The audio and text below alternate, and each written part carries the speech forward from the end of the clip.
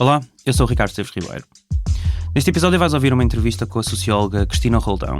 É professora na Escola Superior de Educação do Instituto Politécnico de Setúbal. Faz há cerca de 20 anos investigação académica sobre racismo, educação, história negra em Portugal, entre outros temas. É coautora de vários livros, como Tribuna Negra, Origens do Movimento Negro em Portugal, 1911-1933, e fez parte da reedição do jornal O Negro, 110 anos depois da sua publicação. Esta entrevista foi feita em 2021, como parte da investigação para Fronteira do Meso, um trabalho sobre o policiamento de bairros guetizados, as pessoas que ali habitam e os polícias que lá trabalham, feito em parceria com a Divergente. Após 8 anos, há boas notícias sobre essa série. Finalmente, podemos anunciar que vai sair em poucas semanas. Como a entrevista foi feita em 2021, há algumas notas e atualizações que precisamos de deixar. A mais simples é que, a dada altura, Cristina Roldão fala de uma ministra negra do governo português. Refere-se a Francisca Van Dunen, Ministra da Justiça do PS até 2022. Depois, eu falo também do relatório publicado pelo CPT, o Comitê para a Prevenção da Tortura do Conselho da Europa, a partir da visita que fez a Portugal em 2019. O que diz que Cristina Roldão continua a ser relevante hoje, acreditamos nós, mas deixa-se a nota de que, entretanto, Júlia Cosma, que era a chefe da delegação na altura, já não faz parte do CPT. E o Comitê publicou, entretanto, mais 2 relatórios sobre Portugal. Num deles, em 2022, diz que o problema se mantém. No seguinte, em 2024, que há melhorias. Por último, falamos nesta entrevista de 2 momentos importantes para os movimentos antirracistas em Portugal. Um é a mobilização após a morte de Dani Joy Pontes, enquanto estava preso na cadeia de Lisboa em 2021. Tinha sido condenado por roubar umas malas e telemóveis no metro. O outro aconteceu na Esquadra de Alfragide, na Amadora, quando 5 residentes negros da Cova da Moura foram sequestrados por múltiplos agentes da PSP durante 2 dias, repetidamente espancados e insultados. Um tribunal condenou 8 polícias por sequestro, agressão e injúria. Foram sentenciados a pagar quase 70 mil euros em indenizações. Um cumpriu pena de prisão efetiva, 1 ano e 6 meses, porque tinha sido já condenado por outro crime de ofensa à integridade física.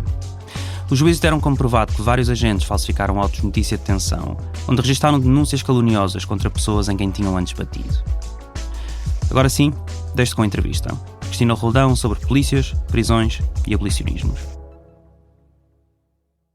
Tu lembras-te da primeira vez que tiveste contato com a polícia?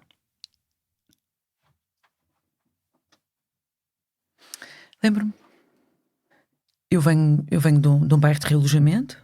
Nasci nos anos 80, um bairro de realojamento em Tires, no Concelho de Cascais. Concelho de Cascais, não é? Que toda a gente pensa que o Concelho de Cascais é só malta de classe média, média alta. Mas não é? Há o outro lado da linha da A5, não é? E para mim a polícia, como ela me aparece de início, não é? De criança e de adolescente, é na sua violência sobre os meus amigos, não é? E sobre... Nós tínhamos muito o hábito de descer até à Praia de Carcavelos. São Domingos ainda é um bocadinho longe, Tires é um bocadinho longe, mas íamos até à Praia de Carcavelos, de autocarro. E a estação de Carcavelos e a maneira como a polícia acabava sempre por abordar ou por ter sempre uma atitude que partia do princípio, não é? Que nós estaríamos a aprontar alguma coisa, não é? Eu nunca cresci com o sentimento aquele sentimento automático que alguns poderão ter, que quando vê um polícia estão em segurança, não é? Mas antes, ver um polícia e pensar, bem, o que é que me vão apontar? O que é que estarei a fazer fora do lugar, não é? O que é que vão implicar, não é? E isso ainda antes do arrastão, entre aspas. Sim, bem antes do arrastão, não é? Pronto, eu nasci em 80, não é? E portanto, da polícia entrar no bairro, não é? De veres os jovens com quem tu cresceste, que são os teus irmãos de bairro, de rua, não é? Com quem tu cresces, não é? Uma mini sociedade, não é? E de repente a polícia está à procura deles, não é? E claro que tu estás numa posição que não é a posição, se calhar, da maioria da população portuguesa, que olha para aquele teu amigo negro com cap e uma suéte com um carapuço e acha que é um criminoso, e para mim, não, claro que não, não é? O tipo que cresceu comigo, ao qual eu fui ao batismo, veio ao meu, não é? Seres humanos assim 100%, não é? Então, não é? Os comboios da linha de Cascais, não é? À noite, não é? E a polícia, não é? Sempre A parar, a fiscalizar as pessoas. sim, e sempre numa postura, não é? De um bocadinho de intimidação, não é? Quer pela maneira como estávamos sentados, quer pelo volume da voz que estávamos a utilizar, quer porque estávamos 3 ao molho num banco de 2, ou porque, não é? Tudo era passível não é? Até hoje, acho que todas as pessoas que eu entrevistei para esta série que vivem nos bairros de alojamento, os bairros privilegiados, alguns deles na periferia, outros bem no centro de Lisboa, na verdade, contam uma mesma história que tu estás a contar. Uma história de sobrepoliciamento, ver pessoas como suspeitas apenas por causa da cor da pele ou pelo capuz que usam, ou pelo sítio onde moram, que são agressivos, que usam violência sem razão aparente, desproporcional, que não identificam e fiscalizam pessoas sem qualquer suspeita válida. Porquê é que estas coisas acontecem nesses bairros? Bem, essa é uma pergunta, uma pergunta complexa, não é? Que nos leva ao porquê que a polícia existe, não é? Para que é que serve a polícia, não é? Enquanto instituição. E ela, quando nós olhamos, não é? Ela atua de forma profundamente desigual, não é? Conforme as relações de poder numa sociedade, não é? E é por isso que determinado tipo de crimes e determinado tipo de corpos racializados, pobres, ou determinado tipo de territórios racializados, pobres, tendem a ser muito mais alvo do escrutínio e da punição e da violência da polícia e do sistema judicial. Sempre que falaste, tu juntaste as palavras racializado, pobre, racializado, pobre. Porquê é que juntas essas duas palavras? Não basta ser racializado ou não basta ser pobre? Quando nós falamos, por exemplo, do movimento abolicionista, antirracista e negro, é claro que ele reivindica justiça social, justiça política para as pessoas negras, mas não é só para elas, não é? Quando se luta por justiça e pela verdade, no caso do Danny Joy, está-se a lutar pelos direitos e pela vida de todos os reclusos que estão no EPL e noutros sítios, não é? E, portanto, não podemos achar que é uma coisa segmentada, não é? Porque não é. Não é? E o sistema, obviamente, que a forma como ele funciona, quando nós entramos dentro de uma cadeia, claro que faltam os estudos, já vamos falar sobre isso, não é? Quem é que lá está? Não é? São os pobres desta sociedade, são os que tiveram vidas mais complicadas, são as comunidades racializadas, não é? São quem já foi penalizado vezes sem conta pela maneira como o nosso sistema económico funciona e político, não é? E portanto vê-se bem, não é? Não na narrativa oficial, mas depois na prática, quem é que lá está, que corpos é que lá estão, que corpos é que apanham com mais tempo de prisão, não é? É que vemos para que a polícia e o sistema carcerário, não é? Existe efetivamente, não é? E ele existe para punir uma parte da população e gerir contradições insanáveis da nossa sociedade, que é uma sociedade de produção de riqueza em alta escala, mas que ao mesmo tempo precisa, para produzir isso, de manter uma parte da população totalmente subjugada. E isso só dá para aguentar, ou só dá para manter com aspectos de normalidade, não é? Se houver uma parte dessa população que de vez em quando vai desaparecendo, porque é encarcerada, não é? E é para isso que elas servem. E para criarem, claro, um bode expiatório, não é? Sobre a insegurança. Quem é que realmente coloca problemas de insegurança em Portugal? São os bancos ou é o miúdo que roubou um telemóvel? Não é? Onde é que estão? Onde é E que é o estão? miúdo que rouba o telemóvel que vai ser preso, não é? Claro, claro. É o do telemóvel que vai ser preso. Aliás, o caso É o do pequeno Danny Joy mostra traficante. isso, não é? É o pequeno traficante que também consome e que tem condições de vida intergeracionais, não é? Nos seus ascendentes, profundamente precárias, profundamente excluídas. Esse sim é apanhado pelo sistema, não é? O crime do colarinho branco não só não é punido, como é difícil de tipificar como crime, ao ponto que isto, não é? Ao ponto a que isto vai, não é? Mas e a razão porque eu fiz aquela pergunta há pouco é porque quando se fala sobre violência policial racista nestes bairros, e se diz que muita gente com quem eu falei, muitas pessoas que até foram vítimas de violência policial, dizem isso. Eu sei que por ser negro eu sou suspeito, eu sei que por ser negro aliás, havia uma das pessoas que me dizia até que eu perguntava como é que tu falas aos teus filhos sobre a polícia. Eles diziam, o meu filho, por ter esta cor de pele, não pode ver na polícia alguém que prima pela sua segurança, mas sim por alguém que é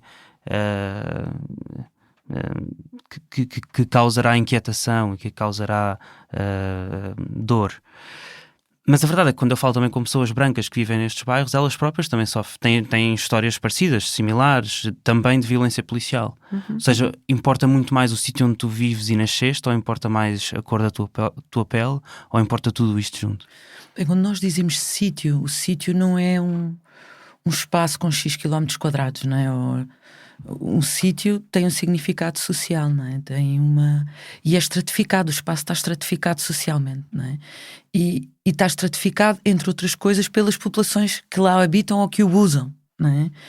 E o facto de teres um bairro com muita população negra, muita população cigana e população pobre serve como critério para criminalizar. E eu, quando digo isto, eu não estou a falar de forma teórica ou abstrata. Existe uma coisa chamada zonas urbanas sensíveis, onde, entre os vários critérios que existem para definir uma zona como tendo um alto nível de perigosidade, não é? Que acontece a muitos dos bairros que foram criados com o Programa Especial de Realojamento, não é? E é preciso ver estas políticas de forma conectada, não é? Um dos critérios tem que ver com a proporção de população de origens étnico-raciais, não é? não dominantes, não é? Aliás, a Joana Gurjão Henriques faz uma notícia onde explica exatamente isso, por causa de um documento que foi revelado. Claro, sim. Uma pequena interrupção para te explicar do que estamos a falar. Zonas Urbanas Sensíveis, ou ZUS, é a nomenclatura oficial que o Estado dá aos bairros e que a polícia presta especial atenção. Em 2019, a jornalista Joana Gurjão Henriques revelou no Jornal Público que vários documentos internos da Polícia de Segurança Pública usavam a cor da pele como um dos fatores de decisão sobre o nível de risco de cada zona. Cita um documento que explica que um determinado bairro tinha sido classificado como ZUS, cito, pelo simples facto de ser um bairro social, maioritariamente habitado por cidadãos, na sua grande maioria africanos e ciganos, os quais são conotados com comportamentos desviantes. Noutro lê-se, um dos problemas é a coabitação entre os moradores do bairro, a população cigana e a população cabo-verdiana, pois nota-se muita falta de civismo, o que por vezes leva a alguns conflitos, uma vez que estes não se respeitam e não têm normas de boa vivência em sociedade. Nós confirmamos, anos depois, que a norma continuava em vigor na PSP. E claro que nos podemos perguntar, não é? Eu sei que estou-me a repetir, não é? Mas que bairros... Quais é que são os bairros que realmente devem ser zonas urbanas sensíveis? É a Cova da Moura ou é a Quinta da Marinha? Não é? Quem é que realmente põe em risco a nossa vida como coletivo, o nosso projeto de uma sociedade democrática e mais igualitária? Acho que isto... Acho que é tão... É óbvio, não é? Mas depois os mídia e esta busca, não é? De um bode expiatório sobre o qual possa recair de forma mais imediata, né, a culpa da desigualdade e da violência da vida das pessoas, né? E na sociedade portuguesa, que é uma sociedade com décadas de fascismo, com décadas mais de décadas, né? de pobreza, de miséria, né? Um país pobre, com um historial de país pobre, né? De pessoas quando falam não é, da expansão colonial, ou o que eles chamam de descobertas, não é? Esse dinheiro não veio para os bolsos de boa parte dos pequenos camponeses e dos assalariados agrícolas que são efetivamente as origens da população portuguesa, não é? Depois, claro, é-lhes incutida esta ideia de ficarem-se a imaginar que vão num barco e vão numa nau e que são Vasco da Gama, mas é incrível como é que se pode fazer acreditar, não é? Um povo que passou tanto, que o seu background, que a sua origem é essa, não é? E não uma revolta contra essa história, não é? Contra essa burguesia que foi criada durante todo esse processo colonial, não é? E que se estende até aos dias hoje nas suas ramificações, e que roubou, expoliou, quer no espaço colonial, quer no espaço metropolitano. Não é? E, portanto, poderíamos estar mais próximos, não é? desse ponto de vista, não é? Mas de onde é que vem essa ideia, essa linguagem? Pelo menos tu lembras-te, enquanto estavas a nascer, as pessoas dizerem que tu vivias num bairro problemático? Não, era o bairro dos Pretos. Não é? E claro que dizer bairro problemático, ou bairro crítico, ou bairro das diferentes designações, é um eufemismo em relação àquilo que se quer efetivamente dizer, não é? Que é o bairro dos Pretos, ou o bairro dos Ciganos, ou a escola dos Pretos, ou a escola dos Ciganos, não é? E é isso que o bairro problemático quer realmente dizer? Quer dizer, é a construção de um imaginário, não é, que se foi construindo e que não é só português, não é? Que é esta ideia do gueto, não é? Aquele imaginário do gueto que vem ou da favela, não é? Que são estes espaços urbanos que são quase um equivalente, não é? A sítios do caos, sítios da incivilidade total, não é? Como se fosse... é quase necessário que eles existam no imaginário, não é? Como uma zona para onde se podem projetar, não é? Todos os atributos que supostamente o resto da sociedade não tem ou não quer ter, não é? A promiscuidade, a imoralidade, a ilegalidade, não é? Tudo fica ali concentrado, os problemas de saúde, os problemas da limpeza, não é? Todo esse imaginário, não é? Como um sítio que é o epíteto, não é? De tudo o que não se quer, para onde se projeta tudo o que não se quer. E o sítio também onde, por causa disso, se pode fazer o que quer? Podem-no fazer porque estão legitimados do ponto de vista legal, não é?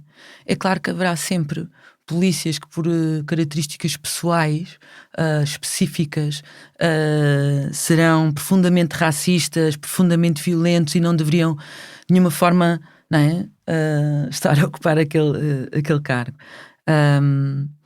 Mas o problema é maior. Mas o problema é muito mais profundo, não é?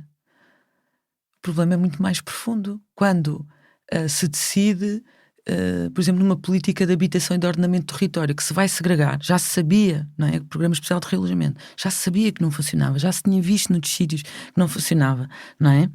E decide-se fazer. Quando se decide que uma parte da população trabalhadora, negra, vai trabalhar toda a sua vida na construção civil, ou não se tem medidas ativas, não é? Para reverter essa discriminação do próprio mercado de trabalho, não é? Ou nas limpezas ou na construção civil dos setores mais precários, informais, arriscados do ponto de vista físico, não é?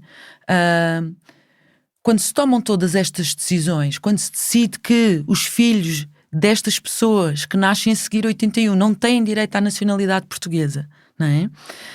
Eu estou a criar as condições, não é? Para que depois, obviamente, o sobreencarceramento, a brutalidade policial, não é? Aconteça. Porque depois a polícia vem para policiar exatamente estas zonas e para conter o potencial de perigosidade que de lá poderá aparecer, não é? Não que eu concordo com isto, obviamente, não é? E E, portanto, uma coisa como as zonas urbanas sensíveis ou como o artigo 250 não é? Do Código de Processo Penal. Sim, de que o José Semedo Fernandes tão bem e tantas vezes nos fala, não é? Pintam os sujeitos de negro, não é? Que é esta ideia de alguém que pode ser mandado parar, pedidos os seus documentos, porque aparenta poder estar ilegal no país. Ora, que rostos, que corpos é que aparentam estar ilegais no país, não é? Mais uma interrupção, é a última. Cristina Roldão está a falar do artigo número 250 do Código de Processo Penal, que diz que a polícia apenas pode identificar pessoas quando existam, cito, fundadas suspeitas da prática de crimes, da pendência de processo de extradição ou de expulsão, de que tenha penetrado ou permaneça irregularmente no território nacional, ou de haver contra si mandado de detenção. Só que José Semedo Fernandes, advogado que Cristina Roldão menciona, defende que esta lei pinta o suspeito de negro. Conta como um dia, em miúdo, foi abordado pela polícia à porta do bairro onde cresceu, o demolido Santa Filomena, na Amadora. Quando perguntou porquê, diz que o polícia respondeu que um preto é sempre suspeito. Só mais tarde, quando começou a estudar Direito, entendeu o que isto queria dizer. Disse ao Jornal Público em 2017: o artigo 250 do Código de Processo Penal dá a possibilidade de o agente parar qualquer pessoa que seja negra e justificar com esse artigo, o que nos coloca numa posição de fragilidade legal. E isto permite uma discricionariedade, não é, enorme, não é? Como chegar a uma estação de comboios na linha de Sintra, não é? E começar a mandar parar toda a gente que é negra e encostar à parede, não é? Quer dizer, portanto, acho que é muito importante olhar para como as políticas da instituição, não é? E a sua origem, para que é que serve efetivamente do ponto de vista da gestão social, como é que essas forças e esses mecanismos depois interferem ou conduzem a uma sobreviolência sobre os corpos racializados, sobre as pessoas pobres, não é? Em Portugal. No último relatório do CPT, o Comitê Antitortura do Conselho da Europa, que foi produzido depois da visita em 2019, lê-se: os dados constatados pela delegação do CPT parecem indicar que o uso de maus tratos não é raro, particularmente contra pessoas afrodescendentes e cidadãos estrangeiros. As autoridades portuguesas têm de reconhecer que os maus tratos perpetrados por agentes policiais são uma realidade e não resultam apenas de ações de alguns agentes transgressores. Eu entrevistei há uns meses a Júlia Cosma, que é a chefe da delegação, que me dizia que Portugal tem das polícias mais violentas da Europa Ocidental. Isto surpreende? Não me surpreende se nós olharmos, quer dizer, nós precisamos de olhar para a história, de onde é que vimos, não é? Portugal 2021 é uma continuidade de um país que teve polícia política, teve a PIDE, não é? E parte desse aparato está vivo em corpos e em instituições, não é? Um dos maiores impérios coloniais de toda a história. Era impossível ter um historial destes de violência de Estado e que isso tivesse desaparecido de um ápice no 25 de Abril. Portanto, nós ainda estamos a lidar com essas estruturas. Qual é que para mim é um dos grandes problemas? É que existe uma resistência enorme por parte das elites no poder de fazer este escrutínio e de fazer esta desconstrução das instituições, não é? Eu não entendo como é que até hoje eu não tenho um estudo sobre a composição étnico-racial da população prisional. E temos uma ministra da Justiça negra, não é? E eu não com tudo o que se tem passado, e aqui 2015, claro, é um momento chave com o caso da Esquadra de Alfragide, em que das primeiras vezes, das poucas vezes que nós conseguimos que a narrativa mediática e das instituições não repita o retrato robô, não é? Jovens negros tentam invadir, não é? Uma esquadra, desarmados, claro, não é? As pessoas são ninjas, juntam-se e vão tentar invadir uma esquadra. Quão importante é que é este tópico da brutalidade policial dentro do movimento antirracista em Portugal e globalmente? Eu acho que é central. Eu penso que é o tópico mais que tem sido, não é? O topo da agenda do movimento, não é? Quando pensamos nos diferentes protestos, diferentes formas de mobilização, não é? A violência policial tem estado sempre na linha da frente como questão, não é? A questão também do acesso à nacionalidade, não é? Que ainda não se conseguiu depois de toda a luta, não é? Que alguém que nasce em Portugal seja português e ponto final, não é? Mas eu acho que é um dos aspectos que mais tem mobilizado o movimento antirracista, o movimento negro.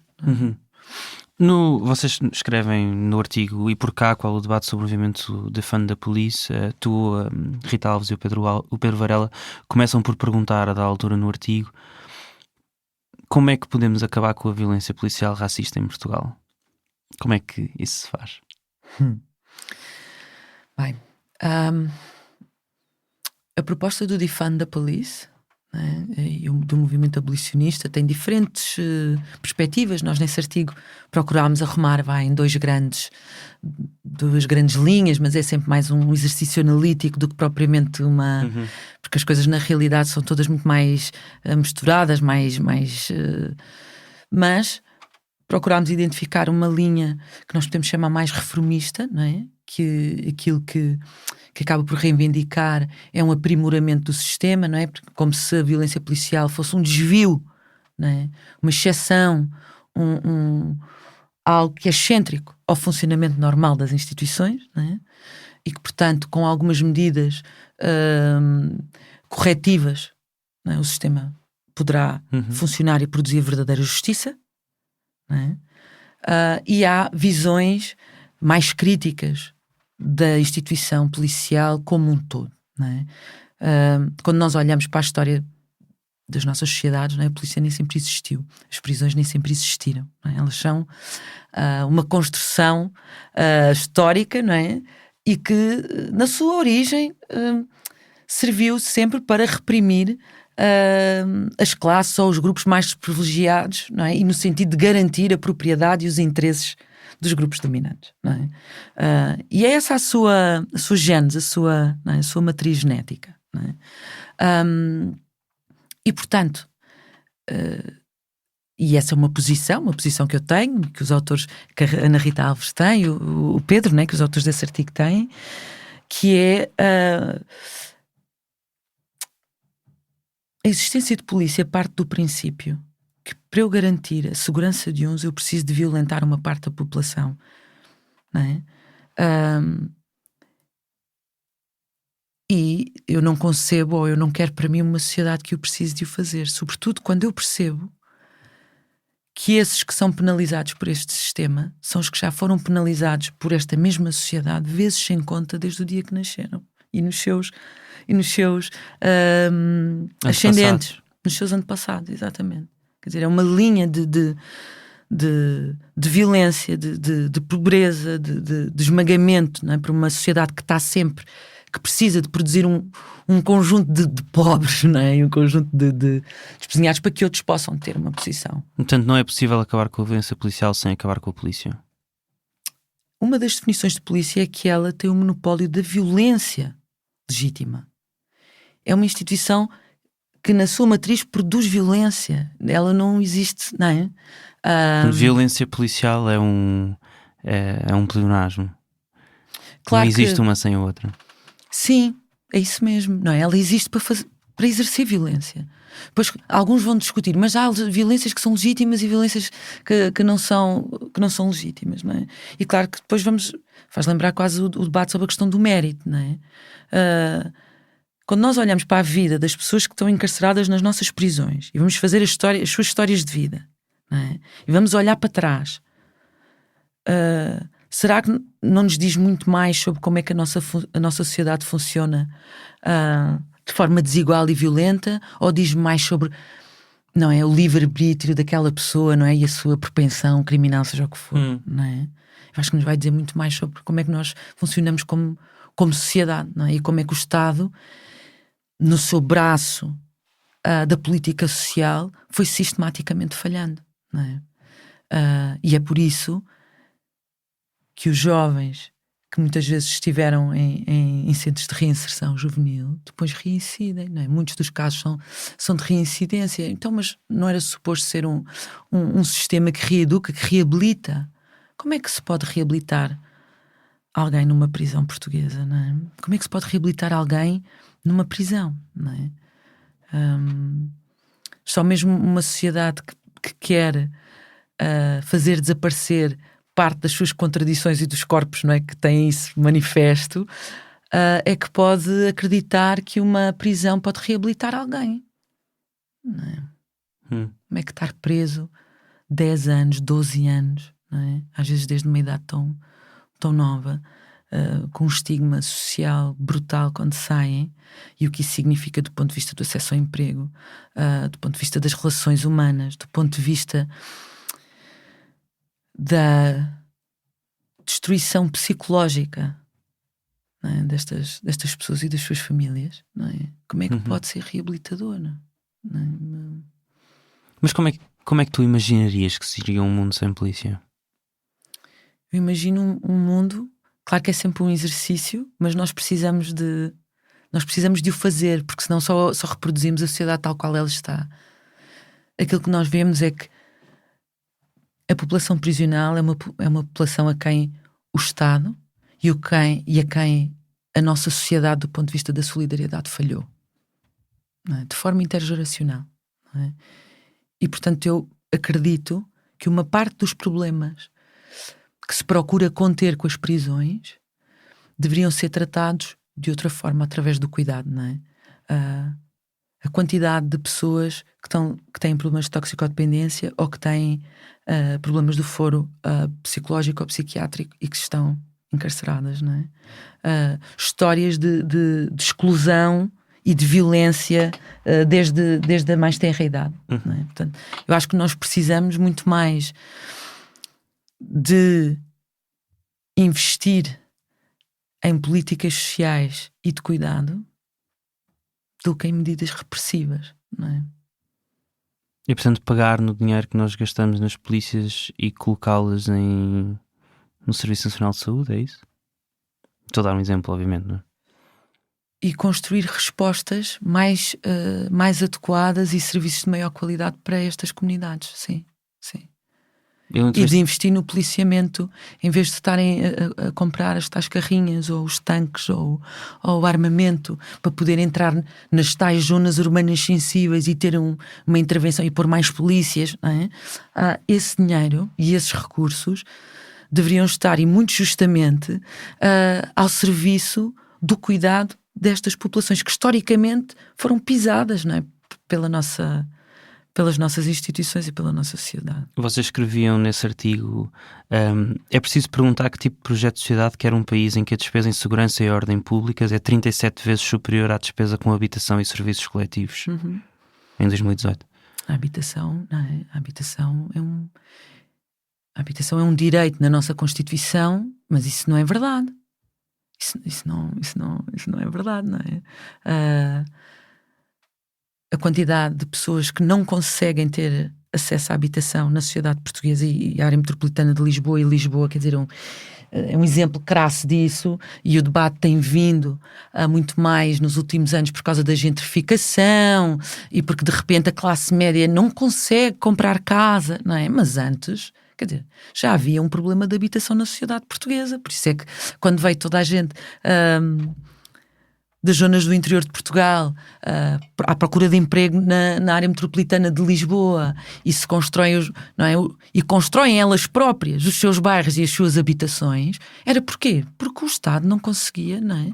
Não que o Estado tivesse que produzir tudo por si, mas criar regras, não é? Que regulassem o mercado de habitação, não é? O Programa Especial de Realojamento, e o trabalho da Ana Rita Alves fala disso, não é? Também foi um programa de desalojamento. Muita gente ficou sem casa, não é? Quantidade de pessoas sem abrigo que nós temos nas zonas urbanas, não é? Quando nós começamos a olhar e a não separar, não é? Uma coisa é debater a habitação os bairros de realojamento. Outra coisa é debater a habitação, as pessoas sem abrir. Outra coisa é a habitação da classe média. Não é? Quando deixamos de fazer estas segmentações e começamos a olhar como um todo, nós vemos que há um problema do acesso à habitação na sociedade portuguesa, mesmo sendo um direito fundamental. Não é?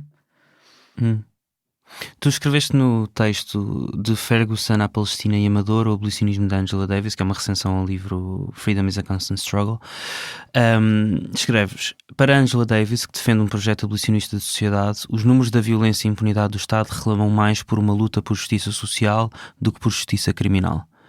Explica o que é que isto significa. Quando numa manifestação como a do Danny Joy, né? Queremos a verdade, queremos justiça, ou da Esquadra de Alfragide, vidas negras importam, queremos justiça. Quando se diz justiça, não é só justiça no sentido de querer que os agentes sejam punidos, não é? É justiça no sentido de haver igualdade, justiça social, não é? Na maneira como a nossa sociedade funciona e na maneira como ela distribui os seus recursos e o acesso a determinado tipo de direitos, não é? E aquilo que a Angela Davis e muitos abolicionistas defendem é que a justiça criminal, ou a busca da justiça criminal, não consegue sair do paradigma, não é, da existência de um aparato de violência, não é, que protege os interesses de um contra os interesses de outro, não é? E portanto o que é preciso é uma sociedade mais igualitária e um conjunto de políticas que façam da nossa sociedade um sítio de maior igualdade, não é?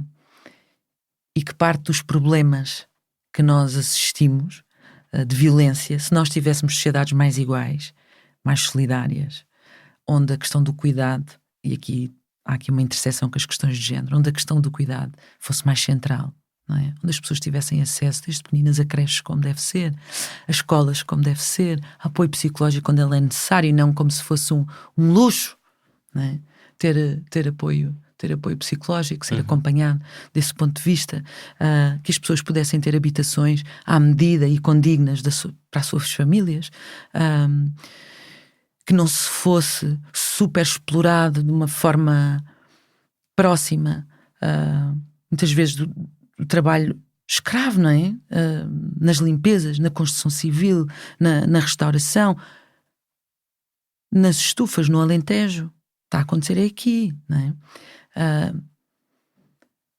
Sociedades que consigam produzir riqueza e que essa riqueza, porque produzir riqueza já conseguem, não é? Mas que consigam distribuí-la de forma mais igualitária, não é? E esse é que devia ser o grande objetivo, a grande finalidade, não é? Mas imaginar um mundo sem polícia não é imaginar um mundo onde impera a lei do mais forte, onde há milícias, onde as polícias são substituídas por grupos paramilitares informais armados.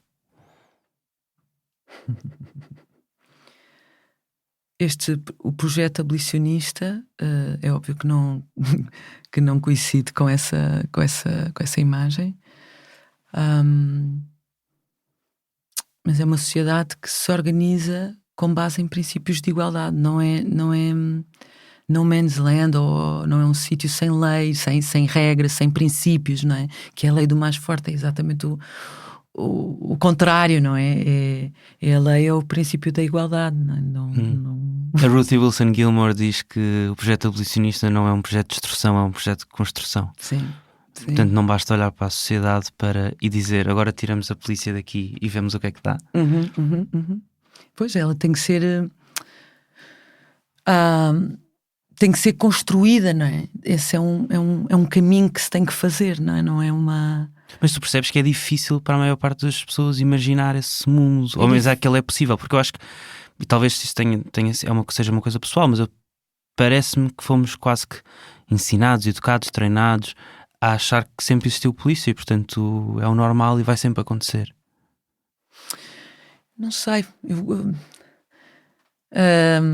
se calhar porque tenho origem noutros locais, isso não me é tão evidente, não é? Há várias maneiras de resolver conflitos, há várias maneiras de resolver prejuízos que tenham sido causados por alguém, não é, a um outro, não é? Sem que seja preciso ter um aparato de violência, não é, e de prisão que é altamente destrutivo, não é?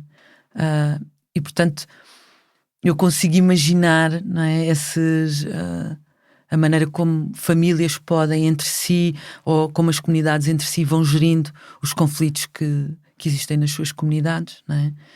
Mas esse é um caminho que temos que construir, não é? Como tem que ser um projeto de sociedade, não é? E eu acho que as manifestações do movimento negro, do movimento antirracista, os protestos e mobilizações que já há muito tempo, não é, que os bairros vêm fazendo quando há violência policial, e quando isso em si é uma prática abolicionista, é pôr em causa a polícia, que é uma instituição, como dizias há pouco, quase que surge, não é, como se fosse uma coisa natural, não é? Como se sempre tivesse existido, não há outra maneira da sociedade funcionar, porque haverão sempre uns prevaricadores, uns mauzinhos, não é? Que precisam de ser castigados para que o resto, não é? Os idóneos, os de bem, possam estar à vontade, não é? Eu há pouco tempo entrevistei o Fernando Rosas, e que me dizia: bem, eu também acredito numa sociedade sem polícias, eventualmente um dia. Mas essa não é a luta de hoje. A luta de hoje é por coisas que são muito mais de agora, de combate à precariedade, etc. Isso é uma luta para daqui a uns tempos, quando nós já pudermos fazer essa discussão. Não concordas? Pela tua cara vejo que não concordas. Eu não sei se eu não o colocaria assim, porque aquilo que eu vejo, mas tem a ver com a inscrição onde eu estou, é que a crítica à polícia é central, por exemplo, na luta antirracista e do movimento negro. É central. Não é que não se considere que a questão da precariedade laboral, da habitação, tudo isso não sejam relevantes também, não é? Mas não sei bem se podemos fazer esta coisa em tempos distintos, não é? Porque a polícia é quase como se fosse... é o braço armado do Estado, não é? E portanto a crítica a esse braço, a essa instituição, aquilo que se puder desconstruir dessa instituição, tem reflexos em todos os outros aspectos do Estado, não é? Ao ponto de temos de estar aqui para falar sobre violência policial, que para algumas pessoas é uma coisa que acontece ali na rua, numa estação, não é? Tivemos que fazer esta caminhada toda até estarmos a falar sobre um projeto de sociedade onde a polícia não existe, onde a igualdade faz parte, não é, da normalidade. Portanto é assim uma coisa bem profunda. Parece que, não é, porque muitas vezes as prisões é como se elas fossem invisíveis, não é? As pessoas que lá estão não é? estão fechadas, as prisões também estão fechadas para o exterior, e é como se as nossas sociedades funcionassem sem elas. Elas são um mundo autónomo. Não, as nossas sociedades precisam delas para funcionar, não é? Ao ponto de, quando nós queremos desconstruir a sua existência, começamos a entrar em discussões fundamentais como: para que é que serve o Estado, relações disto com o capitalismo, tipo de projeto político. Estavas a dizer há pouco que o abolicionismo era central no movimento antirracista, mas é central realmente no movimento antirracista em Portugal? O abolicionismo? Ele pode não ter esse nome, porque são, não é, nomes que quem estuda, não é, os ativistas profissionais, quem está mais envolvido politicamente, não é, e que vai estruturando uma narrativa, não é? E se calhar alguns dirão que não existe abolicionismo dentro do movimento antirracista, dentro do movimento negro ou nos bairros, não é? Porque não coincide com os moldes, não é, do que se tem pensado como o abolicionismo penal, não é? Mas aquilo que eu vejo das mobilizações que vêm dos bairros de jovens negros, não é? Que sobem à Avenida da Liberdade em crítica e em protesto por causa da violência policial no bairro de Jamaica, e depois, não é, são expulsos a bala de borracha e parte deles acusados de motim, não é? E estando a pagar a pena por isso. se isso não é movimento abolicionista, eu não sei o que é, porque acho que é tão orgânico e é uma crítica tão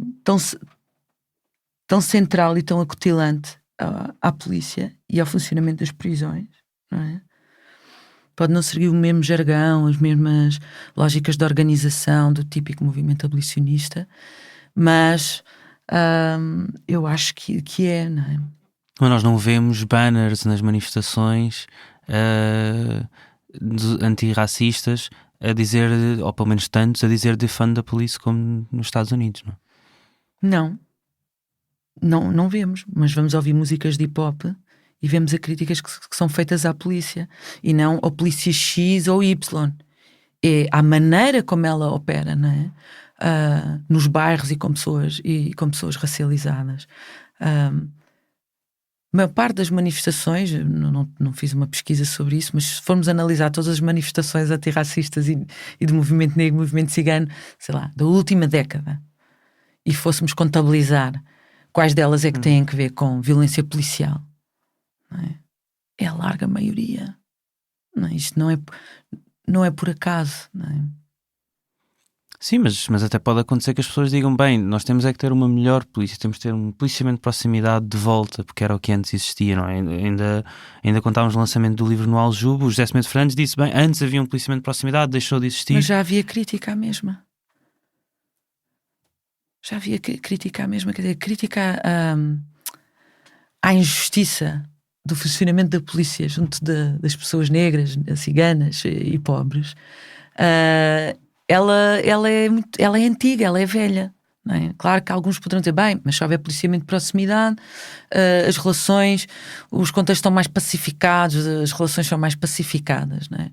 Mas ela desaparece, a violência policial desaparece, ou só fica atenuada até à próxima crise económica, até ao próximo, não é? Estalar, não é? E evidenciar as contradições que existem, não é? Mas o que é que tu responderias ao título do vosso artigo e por cá, qual o debate sobre o movimento de defund the police? Eu responderia que ele é feito muito na periferia e muito a partir no hip-hop crioulo, nos protestos, e que é um debate em construção, mas é sobretudo uma prática também, não é? A maneira como... E nós temos a olhar para isso de diferentes formas, não é? A maneira, por exemplo, como se gera conflitos dentro de um bairro ou a maneira como se olha para o caráter discricionário muitas vezes da ação policial, não é? A maneira como se canta isso, como se vai deixando registro dessa injustiça, não é? Institucional, faz parte de muita da ação dos bairros, não é? Seja na sua construção cultural, artística, seja depois em ação política direta, não é? Em protestos, jornais, páginas na internet. Mas há um debate sobre o defund da polícia em Portugal. Não pode não ter essa designação de defund da polícia, não é? Mas há um debate para reduzir o orçamento das polícias em Portugal. Há um debate sobre como o sistema, para funcionar da forma desigual que funciona, precisa ter polícia e instituições que garantam esse funcionamento. Isso há. Pode não ter a etiqueta de defund da polícia, não é? Ou abolicionista. Ou chamar-se abolicionismo. Mas é profundamente orgânico. E se calhar algumas das teorias mais abolicionistas partem do princípio que tem que ser orgânico. E não é um conjunto de teóricos a refletir sobre o que é o abolicionismo e que... Não é? Esta entrevista foi Cristina Roldão sobre polícias, prisões e abolicionismos. A entrevista foi feita por mim, Ricardo Esteves Ribeiro, Nuno Viegas fez a edição, Bernardo Afonso fez a mistura e compôs e interpretou a banda sonora que estás a ouvir, Joana Teresa Batista e Lucas Grimaldo Freitas trataram da comunicação, fazem da parte da equipa Fumaça António Assunção, Fred Rocha, Luís Marquês, Margarida David Cardoso, Maria Almeida e Rafaela Cortês. Como te disse no início, estamos muito, muito perto de lançar A Fronteira do Medo, uma investigação sobre o policiamento de bairros guetizados, as pessoas que ali habitam e os polícias que lá trabalham. Começou a ser feita em 2018. Subscreve a nossa newsletter em fumaca.pt/subscrever para receberes logo que saia. Podes saber das atualizações em fronteiradomedo.pt. A redação do Fumaça é financiada em quase metade do orçamento pelas contribuições mensais ou anuais de pessoas como tu. Se tiveres possibilidade, vai a fumaca.pt/contribuir e cria uma contribuição hoje. O resto do nosso orçamento, este ano, vem de bolsas estruturais da Fred Foundation e da Limelight Foundation. Até já.